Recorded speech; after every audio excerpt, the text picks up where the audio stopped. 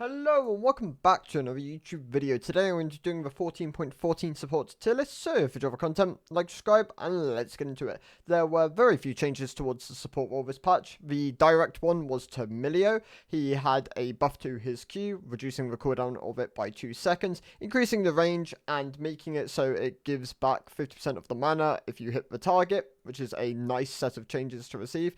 As a nerf to kind of even this out, they took some of the flat shield value down, making it so he can't trade as heavily using that ability. On top of this, they also increased the AP ratio on that ability, and in general, that ended up being a pretty good amount of power for Milio. He is going to move up in the tier list. Alongside this, we saw nerfs towards both Zyra and Brand. Both these champions were performing really well in competitive in the jungle role. Brand generalistically was just overperforming. Zyra was doing decent in support for low elo, and she will maintain that spot. Neither of these champions really moved that much. And then we had the Warmorgs change, which was like the main thing for this patch. Some of the champions took a slight bit of a win rate drop, but not to the degree that you're suddenly going to change going Warmorgs to other items. You're still going to go Warmorgs in the Warmorg spots, and then I would recommend Locket and Knights in spots where you do value it, but you're looking at something like Warmorgs 80% of the time. You really do value this item quite a bit as a health stat stick, and oftentimes you can still pick up the Kindle Gem afterwards to get the activation. So let's start with the D tier. To begin with, the champs here are going to stay the same as last patch. We have Twitch, we have MF, we have Ashe, we have Malphite, we have Hui, and we have Veigar. All these champions underperform within the support role quite heavily at the moment. I'll go through each one. In Twitch's case, he's been underperforming for a while. Being after his AP ratios down, he's just been really struggling to find any traction here. He's very reliant on gold to get snowballing. Oftentimes, the way you see this pick get played out is he'll start in a different lane, try and force them out, try and force them to use resources, and then try and lane bot lane. He doesn't scale particularly well if he doesn't get the gold, and he's something I just wouldn't really recommend. And at this point, his play rate has basically died to the point where it's not even really worth having him on the tier list. Alongside that, we have MF and Ashe. Ashe obviously does see some competitive presence. She tends to be a bit stronger there, where they're able to utilize more aspects of her kit. Her E definitely has more value in elite and competitive play. Her ultimate is a great engage tool, setup tool, and when you get some haste, it can definitely have a lot of value. In the MF's case, she and then the reason why Ashe struggles a lot tends to be because she just isn't able to function as well within low and mid elo. Oftentimes you won't get as much value out of the punishing lane, and then she will struggle to really translate into any value mid and late game, and oftentimes clans can kind of devalue the support quite heavily. In MF's case, she's been underperforming the support role since I believe I started playing this game, which would have been like 4 years ago.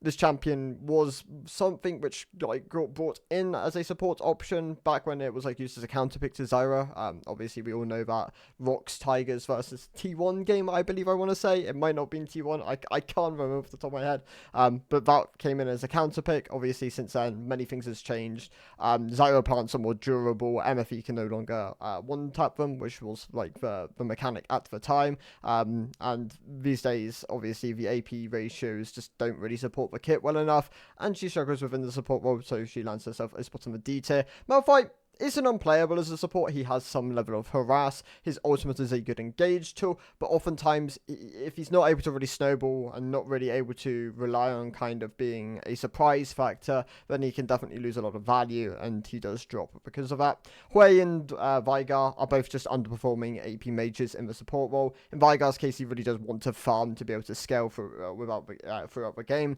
His value just as being a cage bot doesn't really translate well enough, and that's why he also stays within the D tier. In Hui's case, also needs a lot of gold to function. Also does value levels quite a bit. That's why he does function quite well in mid lane, but he can still function within the APC role, where you can get some good synergies going, and that's why I would recommend playing him if you do want to play him in the duo lane. The C tier also remains the same. We have Yuumi. Obviously, we know there are good Yuumi pairings. Obviously, the Lucian, the Nyla, the Yasuo, all of these are pretty tried and tested combos. Zeri, obviously, is probably the most known go-to option, where the Zeri can oftentimes scale throughout the laning phase and be really powerful later on to the game. enabling a really strong hyper carry. Yumi just takes a long time to get going. She's very reliant on synergies. Oftentimes the lane can be too punishing to really function, especially if you're playing with a marksman who doesn't really understand the kit of the Yumi. If you can enable her healing or some sort of passive mechanic on this champion where you're really getting a lot of value out of the full kit, then there's definitely potential, but she lingers in the C tier for the moment just for how cramped she makes the ADC roster in terms of like what she can be enabled with.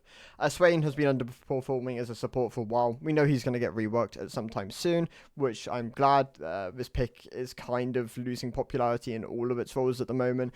Riot don't really seem to know what they want to do with the champion, and I hope they give it a stronger identity, whether that's through being a support, a top laner, a mid laner, an APC, who knows.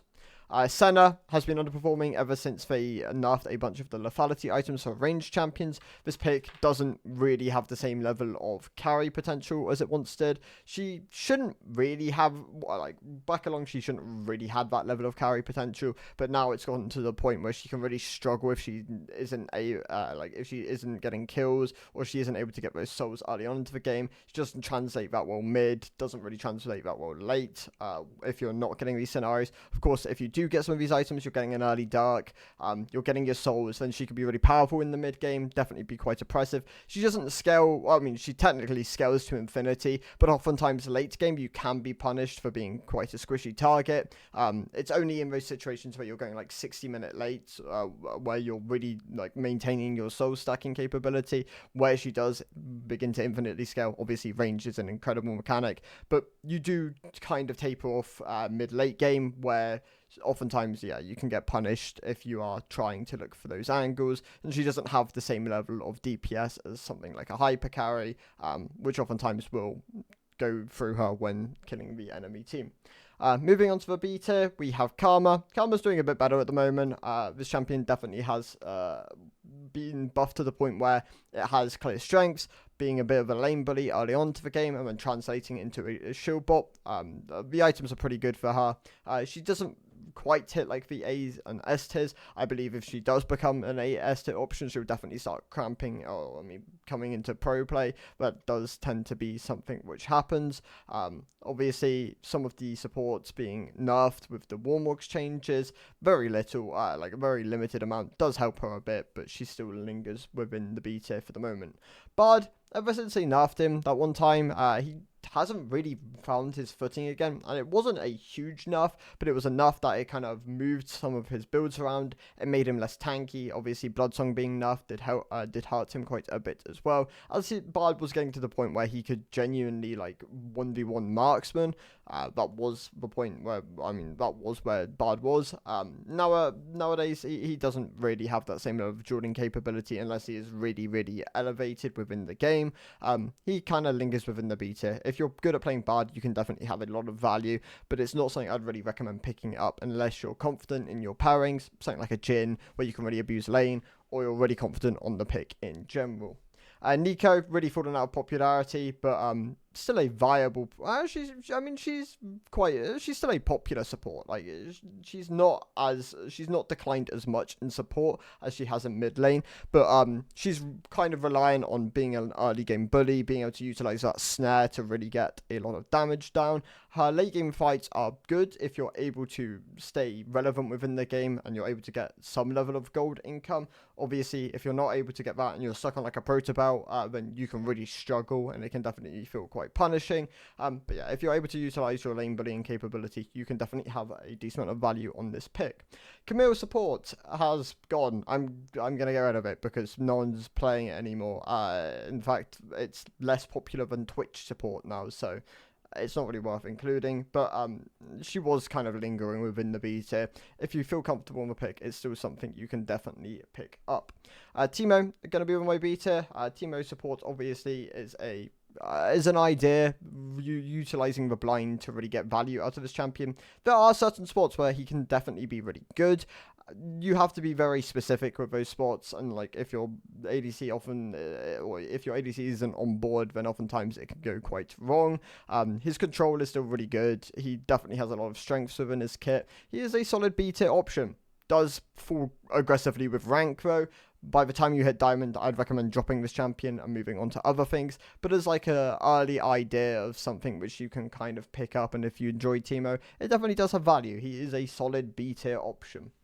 Pantheon, also going to be my B tier, did benefit with the changes, which towards his ratios, where they pushed him towards health ratios. It allows him to be a bit more durable within the support role. Obviously, you can still opt into like the lethality options, your Umbral, your Edges.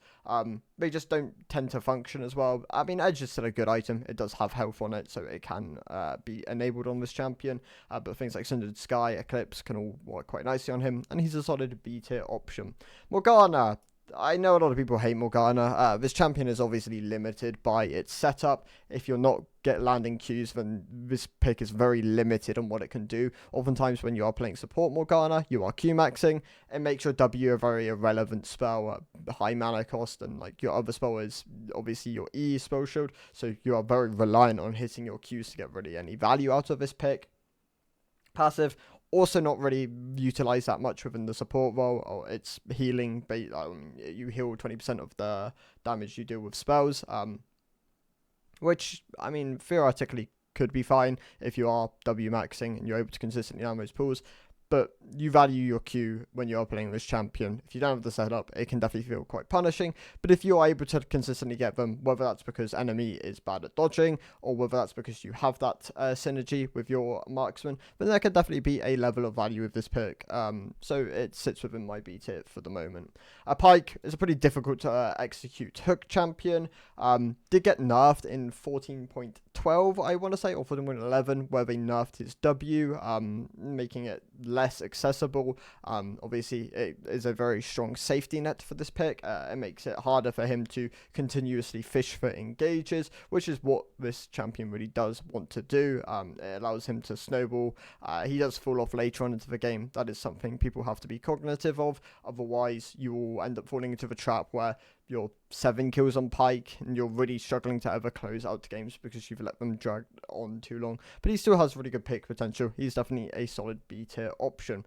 Tends to be a bit harder though, something I'd recommend putting a lot of games in before you're willing to take it into solo queue. If you want something a bit easier, then Amumu is still a fine champion. He's not as good support as he used to be. Obviously was really benefiting on the item Even Shroud, but Amumu generalistically is pretty strong at the moment. He's a very simple to play champion, can work with Zeeks, can work with Warmogs. There are options there. He's a solid B tier option. Renata, also going to stay with my B tier. She's a bit more synergy reliant. Doesn't seem to have found her footing quite as well this split compared to last split where she was doing a bit better. Obviously there are options, things like the Locket, the Redemption, both really nice items on her, but she can struggle later on into her build if she's not really able to find her footing. But oftentimes supports only really get those 2 items, so she can definitely function on them as a solid champion. But you do have to be playing around your ADC, making sure you're getting strong pairings going.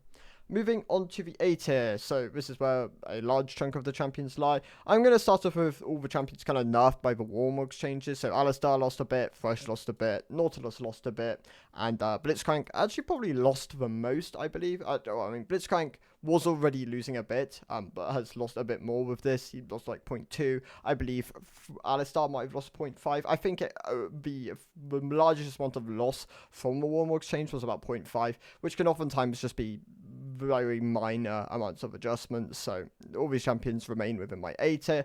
Blitzcrank can struggle into more matchups. Obviously there are more answers into Blitzcrank. He's very reliant on his hook as being like the core part of his kit, whereas the other champions tend to have some level of follow-up pattern which they can fall back on. But yeah, all of them still very solid A tier options. Nautilus obviously still very popular and competitive. Same Alistar to a degree, not the same level. Thresh doesn't really see it as much competitive, but with Aphelios being buffed, there is definitely some form of room for that. But yeah, for average player, which my tier list are focused towards, all of these picks are still fine. If you put the games in, you will definitely be rewarded on them. They're good engage options. pretty standard default picks, which I would recommend playing if you are enthusiastic about the support role. Lulu, still a great enchanter. Obviously, really does value the likes of Ardent Center and champions which really benefit from attack speed, making sure you're getting value out of your W. You have strong shielding. You do have a level of lane bully potential with your Q. We've even seen some solo lane Lulu, but that tends to be as a counter pick only option. Not something I'd really recommend looking into too much, but yeah, she's still a decent support, a very solid A tier option. We have Shen and Tom obviously paired together. Both these picks, not bad supports by any means. Like, I definitely recommend these champions if you do enjoy them as support options. We've actually seen Shen as an answer to Leona. We haven't really seen that translated into competitive, but if you are playing into a lot of Leonas, that is definitely something you can be cognitive of, and maybe you can look for those angles if you put the games in on Shen. In Time Kitchen's case, he's a really valuable support because of his ultimate, and purely because of the fact that he does so much damage in his current state. You can opt into things like a Heart Steal as a support at the moment, and definitely still have value. He does fall off with rank when it comes to like the amount of impact he can have, but obviously his ult tends to be a bit more high elo skewed, making sure you're getting it at the right times and like using that safety net to, and like having ADCs which use that safety net to its full advantage. Zac, Maokai, both still very solid support options. Maokai tends to be a bit more popular. Obviously, support has ended up being his most popular role again. They tried so hard to enable him in other roles. Obviously, picked up in competitive. We do still see jungle Maokai, but support for solo queue once again is his core role. But yeah, both these picks, great. Why can't I think of the word? They're really good. Oh my god, what's the class of champion I'm looking for? My brain isn't working at the moment. But yeah, both these champions, great disruptors. There we go. That's the word I'm looking for. Nice. Yeah, both these champions, great at disrupting fights. They have lots of tools within their kits to enable amounts of CC. Of course, they do decent amounts of damage. Zac, obviously, with a percentage health damage on his W. Maokai Q does also do percentage max health, combined with just the flat damage, doing a decent amount of heavy lifting. Saplings, really valuable tools, and Zac passive can really enable a good amount of dives. And yeah, both these picks, really solid A tier options.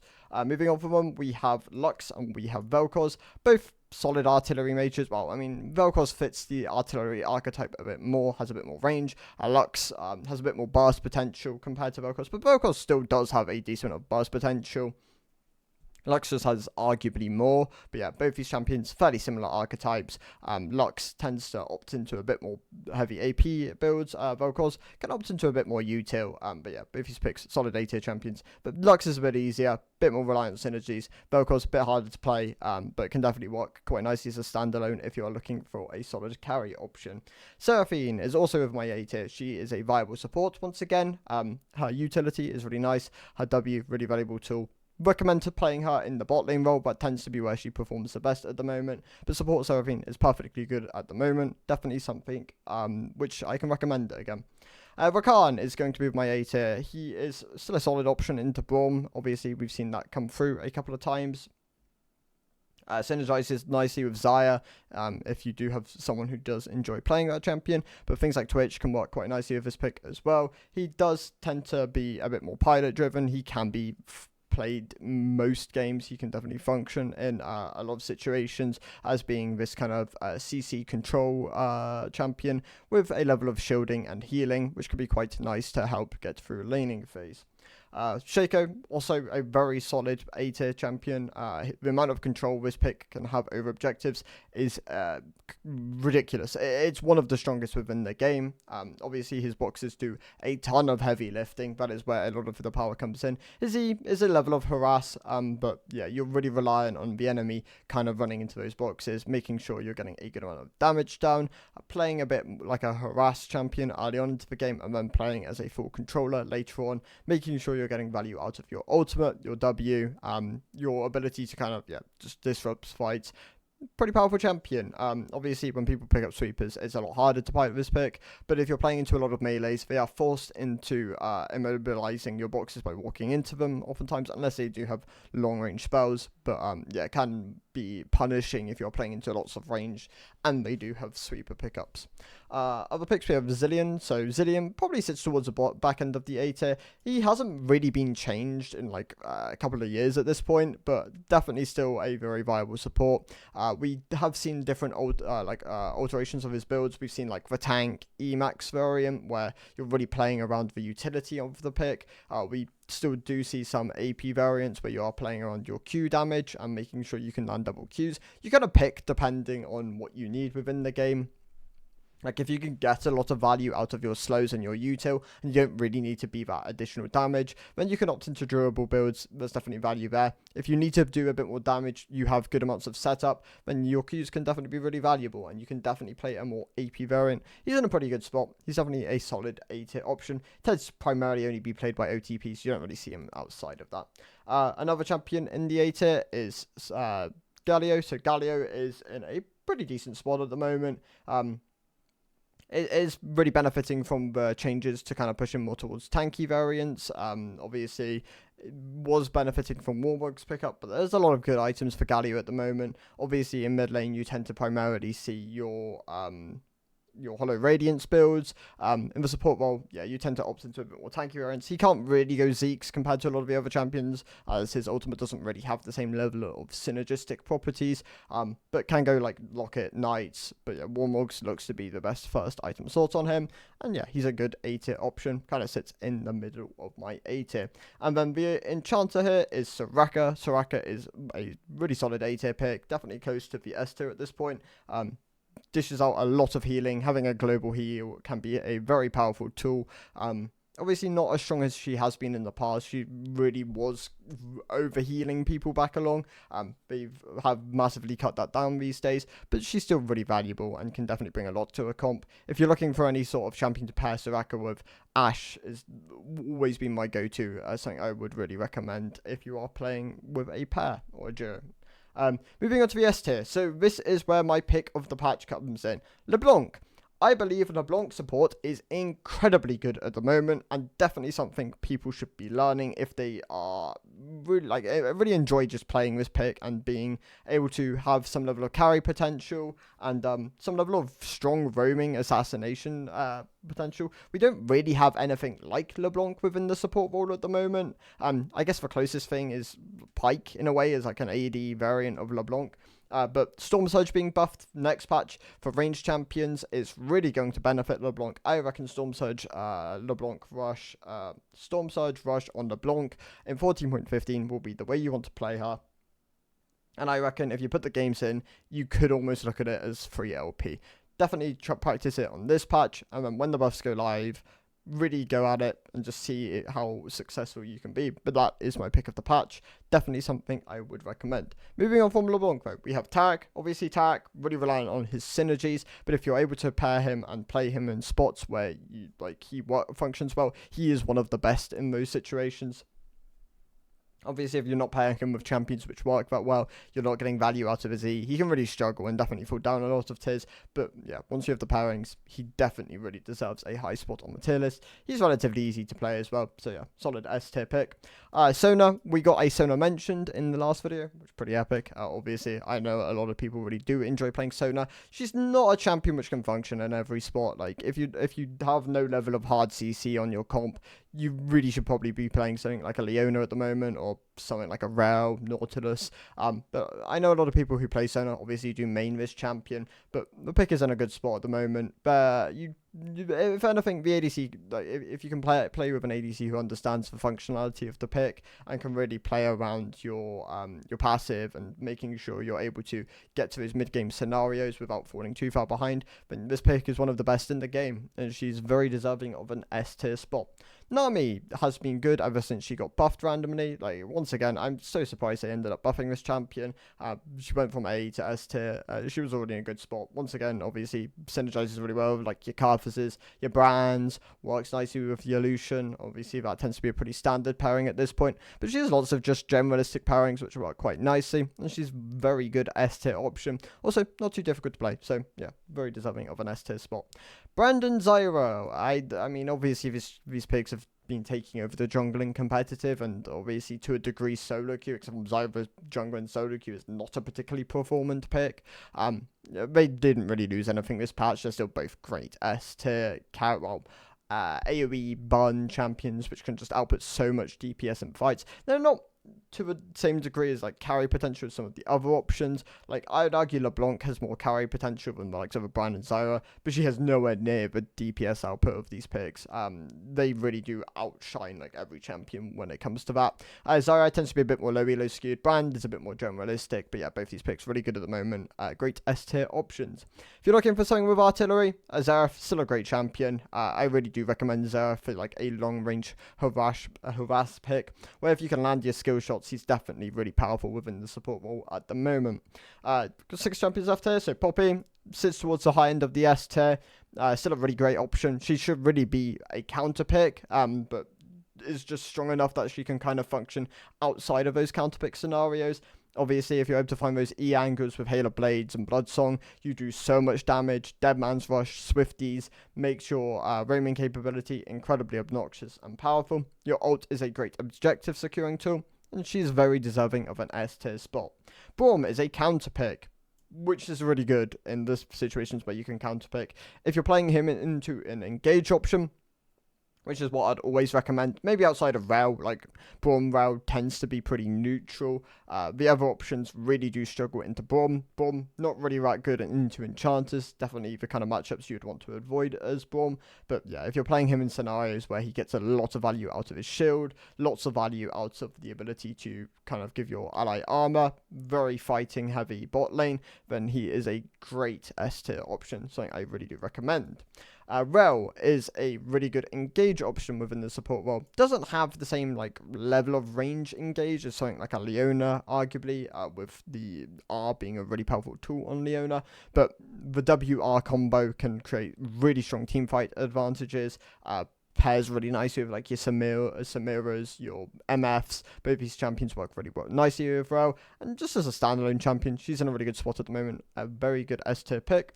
And then the other 2 champions in the S tier, we have Milio and Janna. I'm actually going to put them more central. So Milio moves up from the A tier into the S tier. He did really benefit from his buffs. His Q is a much more obnoxious harass tool. His E obviously scales a bit better into the game now if you are building AP, which he has really aggressive AP ratios. It's like 90% on the E now because it's a double shield, 45 on either side. And then on top of that, his Q has a 120% AP ratio, which is a really aggressive AP ratio. And yeah, this champion can really heavily opt into AP and be rewarded with it now. So very deserving of an S tier spot. In Janna's case, she's a great why can I find words today? Yeah, she's really good at playing into engage. She's a great disengage option. There we go. That's the word I'm looking for. Works really nicely with like Imperial Mandate, Shorelia, Ardent Sense, if you're playing with like a champion which can utilize it. Echoes of Helia, really good item on her, and works really nicely with Zaxax and Dreammaker. Both these are solid options if you're looking for a bit more damage or you're looking for a bit more durability. And yeah, great disengage option, very deserving an S spot. And then my S plus option, still Leona. Didn't really take much of a hit with the Warmog nerf. She's still a great standalone support option. Her long-range ultimate, the lack of CC within the game, her W being a really powerful tool. They buffed it and now we're going to nerf it in 14.15.